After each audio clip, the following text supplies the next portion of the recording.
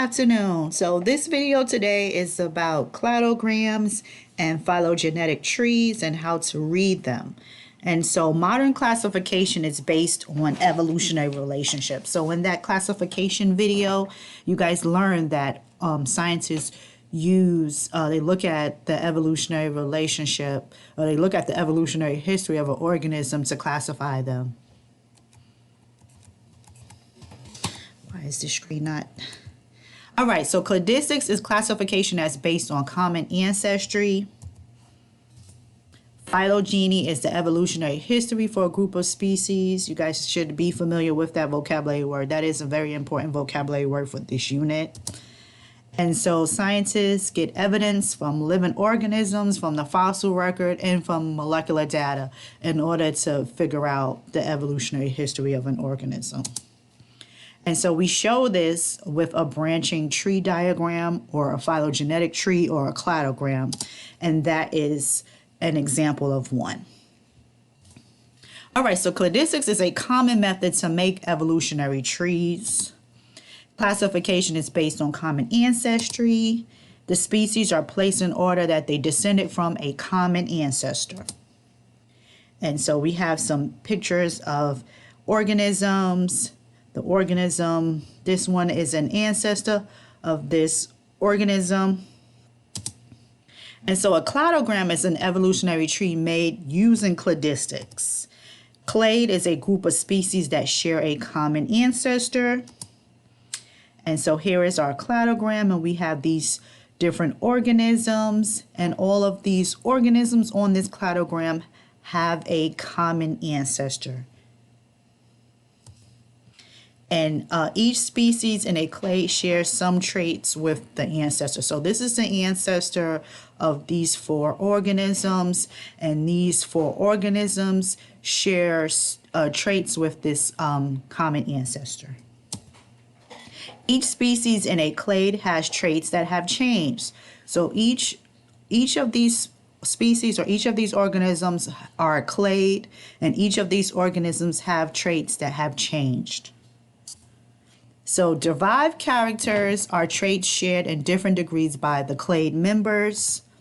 Basis of arranging species in a cladogram. So species are arranged on a cladogram based on their derived characters or the different characteristics. So the more closely related species share more of those derived characters than organisms that are not closely related. It's represented on a cladogram as hash marks. So I'm about to show you guys. So these are the hash marks, and these are the derived characters.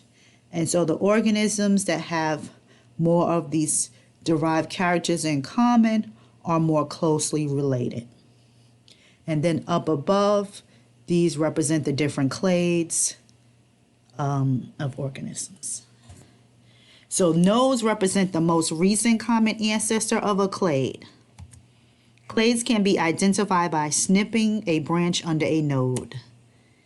And so these are the different clades. Those are the derived characters at the bottom by the hash marks. And they're going to show us in a minute what they mean by the node. And so this is a node, like where it comes together. And this node, this right here represents the most recent common ancestor. So all of these organisms, this right here is their most recent common ancestor.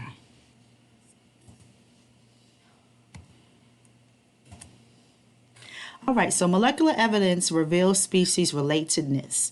So we can look at DNA or RNA or proteins to determine if an organism, organism's relatedness. Molecular data may confirm classification based on physical similarities. So before we had the DNA technology, scientists, taxonomists would classify organisms based on how the physical characteristics of an organism, based on how the organism look.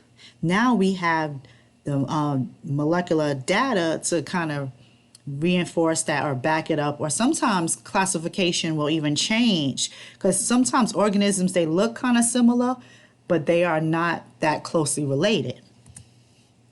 So molecular data may lead scientists to propose a new classification. So for example, before we had molecular data, flatworms and roundworms were thought to be more closely related, and mollusk and segmented worms or arthropods were thought to be more closely related. Now that we have molecular data or DNA data, we know that flatworms are indeed more closely related to mollusk than they are to segmented worms, and roundworms are more closely related to arthropods. So DNA is usually given the last word by scientists. The DNA don't lie. All right, so this is some more information about classification or modern classification. So cladistics classify organisms according to the order that they descended from a common ancestor and reconstructs phylogenies or evolutionary histories based on shared characters. Scientists look at two main types of characteristics or characters when they're doing cladistic analysis. They look at an ancestral character, and that is found within the whole line of descent of a group of organisms. They also look at derived characters, and those derived characters are present in members of one group, but not in the common ancestor. And if you guys are like, what the heck does that mean? I will show you in a minute on a cladogram. So here's the cladogram, and we have ancestral character. So mosses are the most ancient organism. They're the outgroup, and all of these organisms have this character, this ancestral character, or this trait, anchors or roots. So mosses, ferns, conifers, lilies, they all have roots. And that is the ancestral character. That is the characteristics that's seen in all of these organisms. And now these derived characters are not seen in all of the organisms. So for example, the lilies have flowers, but the conifers don't have flowers. They have seeds though. The ferns don't have seeds. And so let's go back to this. So cladograms are created using derived characters, and these characters right here are derived characters. It's a branching diagram that represents proposed evolutionary history of a species. So this is the evolutionary history of these organisms. The greater the number of derived characters shared by groups, the more recently the groups share a common ancestor. So because lilies and conifers, they have these derived they have the most derived characters in common. The only thing that separates the conifer from the lily is the fact that the flowers. And so the lilies and conifers will be the most closely related organisms on this cladogram. All right, so when reading cladograms, if the trait or character falls below the organism, then the organism has that trait. So for example, looking at this cladogram, we see the horse is up here. Here is below the horse.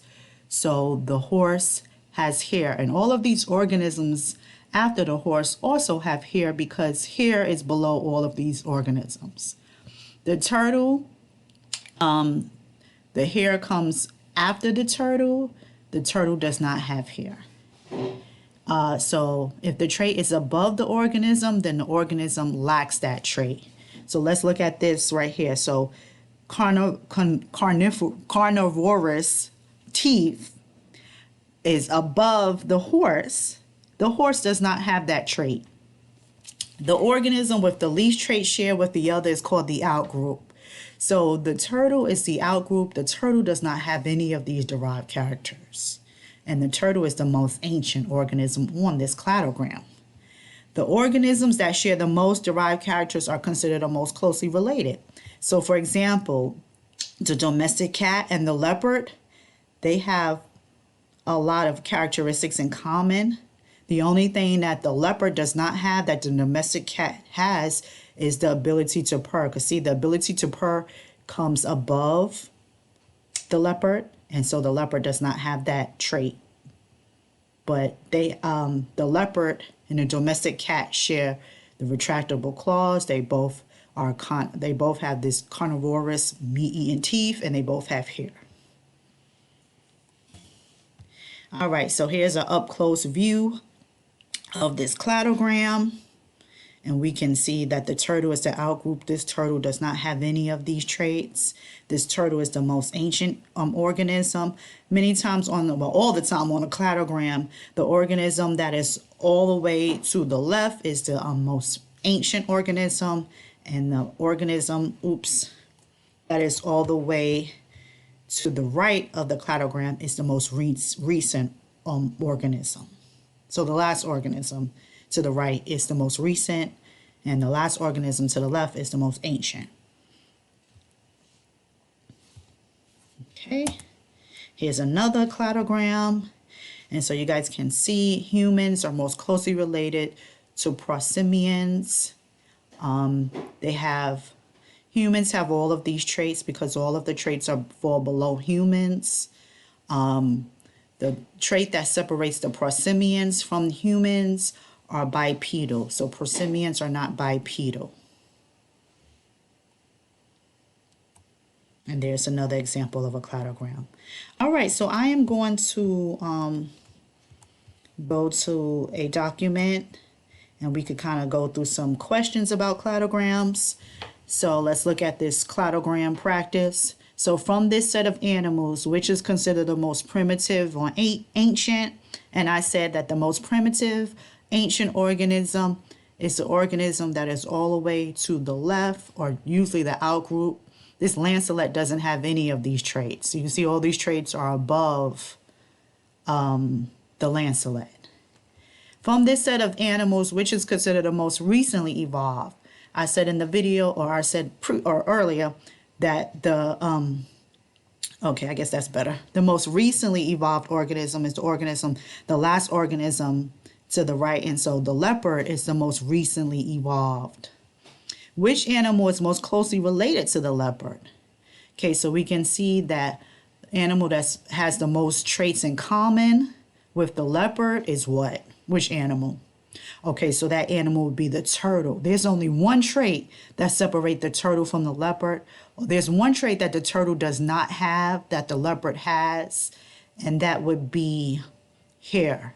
So hair comes above the turtle, and so the turtle does not have hair.